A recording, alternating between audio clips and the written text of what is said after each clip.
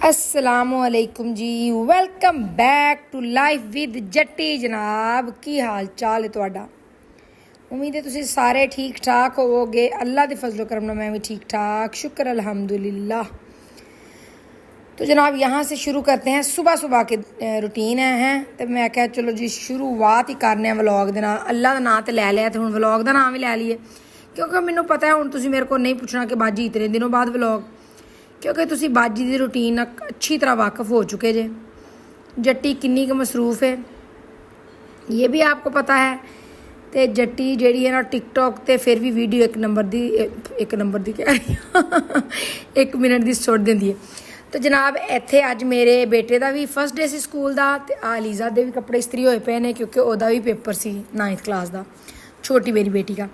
तो यहाँ पे मुस्तफ़ा अपना फर्स्ट डे इसलिए था कि पेपर्स के बाद छुट्टियाँ तो इसको महीना, तो जो छुट्टियां तो बाद नवीं क्लासा जाना होए तो नवे शूज़ तो नवे यूनीफॉर्म तो नवे बैग तो नवीं किताबां हैं। बच्चों की एक्साइटमेंट बड़ी होंदी है। सानू अपना दौर याद है ना, तो मैं भी रात को इंज अपना यूनीफॉर्म सैट करके रखना, किताबां इंज रखनियाँ, अपनियां जुत्तियाँ शुत्तियाँ सैट करके। तो मुस्तफ़ा को भेजा स्कूल तो मैं आई अम्मी की तरफ। मेरी ज़िंदगी बस यही कुछ है, खाओ पियो तो अम्मी वाल आओ तो सौ जाओ, फिर खाओ पियो तो अम्मी वाल आओ तो फिर सौ जाओ। तो जनाब आज मैंने अपनी अम्मी को लेके जाना था डॉक्टर के पास। मैंने कहा अम्मी को चक्कर अम्मी की तरफ लगाऊँ, अम्मी को तैयार करावां, फिर आके आप ही रेडी होवांगी। इतने मैं अजे रेडी शेडी नहीं सा हुई, क्योंकि अम्मी को पहला मैं क्या चेंज करावां शहज़ादी को। तो शहज़ादी को चेंज करने के बाद उनको कुछ डाइट शाइट दे के तो फिर मैंने कहा चलेंगे डॉक्टर के पास।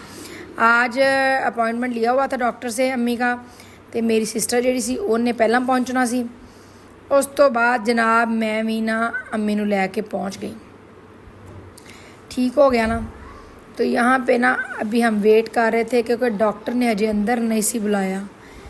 मैं क्या चलो उड़ीक लिए, मेरी बहन मेरे साथ बैठी थी तो हम बस बातें शातें कर रहे थे कि ज़िंदगी दे विच इंसान ना समझ इंसान होंदी, एक सैकेंड लगता है, एक मिनट लगता है, तुहाडी ज़िंदगी चेंज हो जाती है। तो मैं वही डिस्कस कर रही थी क्योंकि इस दफ़ा तो मैं ईद भी तुहाडे नाल शेयर की सी कि साडी बड़ी मुश्किल गुजरी ईद भी, चांद रात भी। बस स्ट्रैस च कह लो, डिप्रैशन च कह लो, टेंशन च कह लो, क्योंकि आ जी सामने तुहानूं नज़र आ रही है मेरी माँ। वैसे तो कोई भी इंसान नहीं बैठता अपनी ज़िंदगी में, जिहदे हत्थ पैर ठीक ने शुक्र अलहमदुलिल्लाह, वो कभी भी नहीं बैठता। लेकिन जी माँ मेरी माँ की रूटीन सी वो इंज दी सी कि बुखार भी उन्होंने हुंदा सी तो उन्होंने नहीं बैठना हुंदा, उन्होंने तबीयत खराब होंदी सी तो असीं लड़दियां रहिंदियां सी दोवें भैणां। असीं फोन करना अम्मी कित्थे जे फलानी जगह वा, असीं बोलन लग पैना तुसीं क्यों नहीं रेस्ट करते, तुसीं क्यों नहीं बहते। तो यहाँ पे जनाब मैं भी वेट कर रही थी डॉक्टर का। तो मैं तुहानूं दस रही सां कि साडी अम्मी जेहड़े ना बस दौड़ भज्ज ही हर वक्त। इवन कि मेरी रूटीन ये सी कि मैं अपने घरों 4 बजे जरूर अम्मी वाल चक्कर लाती सी, क्योंकि मेरी अम्मी दी तबीयत ठीक भी सी। तो उदों भी ना असी अम्मी वाल मैं रोज़ आना करना, तो पहला मैं फ़ोन कर लेना कदी या ना भी करना, तो मैं आना तो अम्मी ने घर नहीं होना, फिर मैं अम्मी नूं लभ के लियाना, अम्मी ने अपने कम्मां कारां दे विच बस। तो जनाब मेरी अम्मी ने ज़िंदगी जो गुजारी है ना वो मर्दों की तरह गुजारी है। एक तो तकरीबन 20 साल हो चले ने मेरे अबू नूं, 18-20 साल उन्होंने डैथ नूं। तो एक औरत दे उत्ते अपने बच्चों की जिम्मेदारियां होंदियां ने, घर दियां होंदियां ने। तो पहले ये देख लें जनाब, ओए जब मैं घर पहुँची तो बाजी मेरी शहज़ादी बाजी भी उन्हें आंदे उन्हें कड़ी बनाई हुई सी, तो वो कह रही थी अभी आपको रोटी बना दूँ कि आप वेट कर लेंगी, बॉयल चावल करने लगी हूँ। मैं क्या मैनू छेती ना तो रोटी बना दे, मैं बहुत भुखी आई हूँ उतों, क्योंकि इसके बाद हमने जाना था गाँव ज़रा अपने, वो भी मैं आपके साथ शेयर करती हूँ। पेका पिंड अज ना बड़ा दिल परेशान सी, तो मैं क्या चल अब्बू की कबर तो हो आईए, कदी कदी अपने जिहड़े हुंदे ना उन्हां दे तुसीं कोल जांदे जे दुआ मंगदे तो तुहाडे दिल नूं सुकून मिल जाता है। तो मैं आपको बता रही थी जनाब, अच्छा नाल वो भी बतानी अपना दिल दियां गल्लां, ते नाल तुहानूं दस रही कि मैं इत्थे मैडिसन लैन आई बाहर। तो सामने मैंने देखा कि ग्रे पैरट है, मैं तो पहली बार देखा। मैं क्या चलो तुहानूं भी विखा दियां। अच्छा जनाब मैं अपनी अम्मी बारे दस रही सी कि उन्हां दी जिम्मेदारी घर दियां, साढ़े 3 भैन भाइयों दी शादियां साढ़े अब्बू दी डैथ तो बाद होईयां ने। फिर भाई दे बारे च मैं तुहानूं दस्सिया कि वह सुन नहीं सी सकदा, बोल नहीं सी सकदा, फिर वह बड़ा स्ट्रैस सी, तो वो बड़ी मेहनत की मेरी माँ ने। तो बस इंसान की जिंदगी ना भज्जो दौड़ च गुजर जाती है। ਸਾਨੂੰ ਇੱਕ ਚੀਜ਼ ਦਾ ਬੜਾ ਹੁੰਦਾ ਸੀ ਕਿ ਸਾਡੀ ਅੰਮੀ ਬਹਿਣ ਬਸ ਬਹਿ ਕੇ ਖਿਦਮਤ ਕਰਾਉਣ ਆਰਾਮ ਕਰਨ, ਲੇਕਿਨ ਉਹ ਨਹੀਂ ਸਨ ਕਰਦੇ। ਤੇ ਹੁਣ ਅਸੀਂ ਉਹਨਾਂ ਦੀ ਖਿਦਮਤ ਕਰਨੇ ਆ ਤੇ ਹੁਣ ਉਹ ਵਾਲਾ ਮਜ਼ਾ ਹੀ ਨਹੀਂ ਆਉਂਦਾ, ਕਿਉਂਕਿ ਹੁਣ ਵਿਚਾਰੇ ਨਾ ਤੇ ਨਾ ਕੋਈ ਬਸ ਤਬੀਅਤ ਆਉਂਦੀ ਹੈ ਕਿ ਦੁੱਖ ਹੁੰਦਾ ਵੇਖ ਕੇ। ਹੁਣ ਅਸੀਂ ਹਰ ਵਕਤ ਅੱਲਾ ਕੋ ਦੁਆ ਕਰਨੇ, ਯਾ ਅੱਲਾ ਉਹੀ ਸਹੀ ਸਨ, ਸਾਡੀ ਅੰਮੀ ਉਂਝ ਹੀ ਟੁਰਦੇ ਰਹਿੰਦੇ, ਕਰਦੇ ਰਹਿੰਦੇ ਕੰਮ, ਨਾ ਆਰਾਮ ਕਰਦੇ, ਕੋਈ ਗੱਲ ਨਹੀਂ। ਉਹ ਚੀਜ਼ਾਂ ਇਨਸਾਨ ਨੂੰ ਮਹਿਸੂਸ ਹੁੰਦੀਆਂ ਨੇ।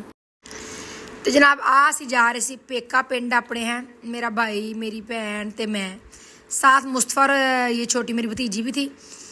पेके पिंड में मैंने कहा आपको फराते हैं, तो फराते क्या है, मैं दस रही हूँ कि अगे जो साड़ी अम्मी ठीक ठाक सन तो वो अक्सर चक्कर लगा लेंदे हुंदे, कभी महीने बाद कभी 2 महीने बाद, तो असी भी कभी लगा ही लेना।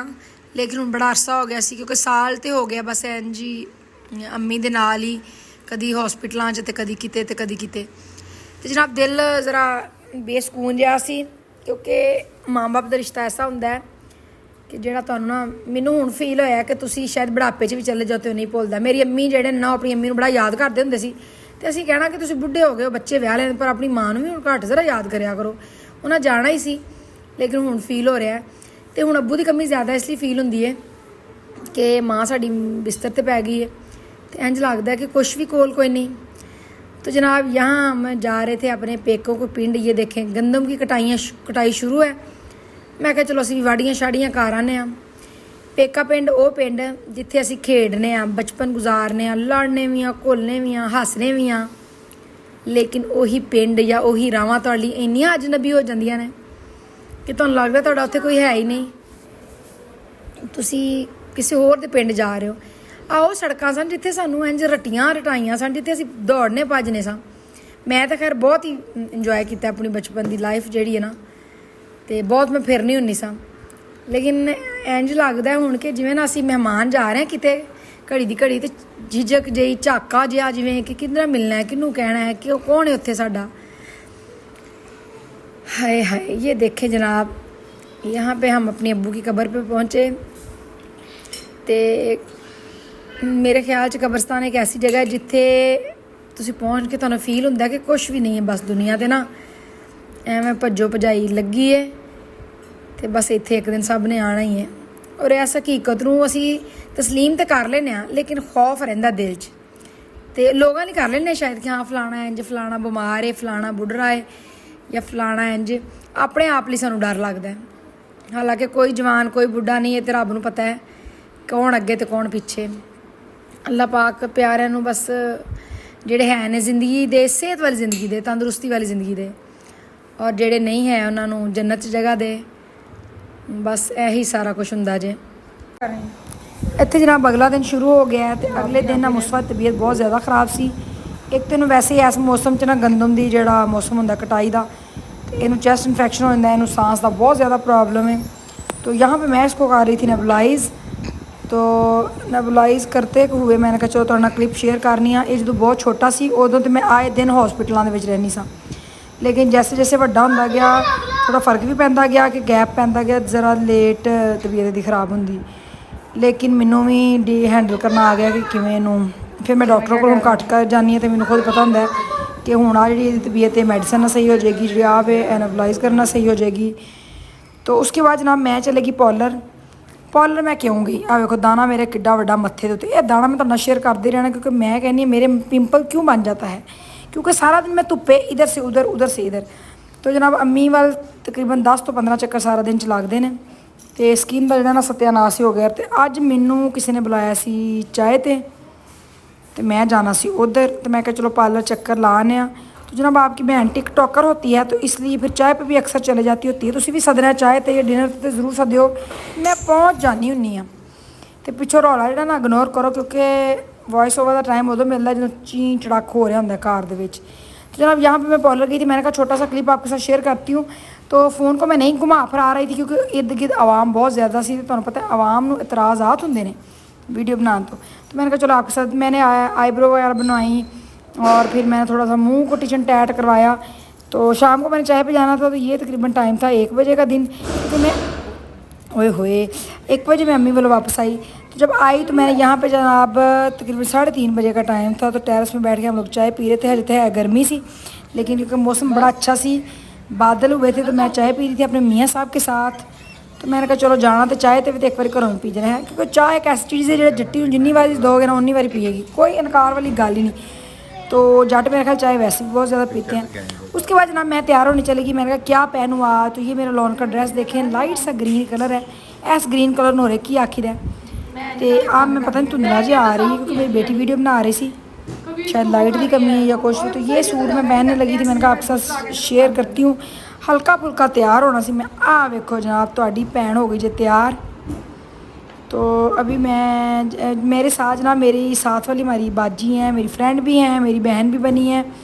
तो उनके साथ मैंने जाना था, क्योंकि उन्हीं की दोस्त की तरफ हमने चाय पे जाना था। तो मैंने कहा उन्होंने इतने प्यार से बुलाया है, तो फिर जाते हुए जनाब मैं अम्मी के पास गई। अम्मी को मैंने डाइट देनी थी। तो फिर मैंने कहा किनू नाल खड़ा, मुस्तफा साहब तो तैयार नहीं हो रहे थे, बच्चों तो जाना नहीं सी। तो मैंने कहा चलो अरफा शहजादी को ले जाती हूँ। ये मेरी भतीजी जल्दी से तैयार हो गई, क्योंकि जिथे यदि फुफी जाने लिए तैयार हो जाना, बस दुपट्टा लिया वेख लवे आ, इन्हें नहीं फिर खलोना होंगे। उसके बाद जनाब हम लोग गए हैं, कितने गए हैं हम लोग, हाँ अगले घर पहुँचे हैं। तो मैंने कहा उधर कैमरा एवं नहीं करना। जब वो काफ़ी देर हम लोग बैठे रहे, बातें शातें करते रहे। जब उन्होंने हमारे आगे ये चाय का सारे लवाज मात रखे, पहले तो कोल्ड ड्रिंक थी, बाद में चाय। वो जरा बाहर गई हैं, मैं कहा चल छेती छेती कैमरा कड्डा तो वीडियो बनावा। तो हजे आज जिक्रेंदी है कि सब के सामने बंदा कैमरा करता चंगा तो नहीं लगता। तो यहाँ पे जनाब हमारी उन्होंने खिदमत की, खातर तवाज़ा की। तो हम पहुँचे घर पहुँचे अम्मी के पास। तो ये देखिए अम्मी के घर का बाहर का नज़ारा है। थोड़ी देर बाद एंटी तूफ़ानी हवा नेर। तो मैंने कहा आपके साथ ये भी शेयर करते हैं, क्योंकि जो चीज़ मैंने नज़र है मैं नहीं थोड़ा शेयर कर लेनी। यहाँ बच्चे बाहर जनाब इंजॉय कर रहे थे। तो मैंने कहा चलो घर चलते हैं, थोड़ी सी वीडियो आपके साथ पहले बना लूँ। तो यहाँ जो मेरे वाल भी उड़ पुड़ रहे थे, तो बच्चे भी उड़ पुड़ रहे थे, क्योंकि बड़ी शदीद किस्म की नेरी सी। और इस नेरी च जो घर के हालात होए सन तुहानूं दस भी नहीं सकती। सुबह मेरी हुण मेड ने आके बेचारी ने ना पेट स्यापा पा के सफाई करनी है। तो ये मेरी आज की रूटीन थी।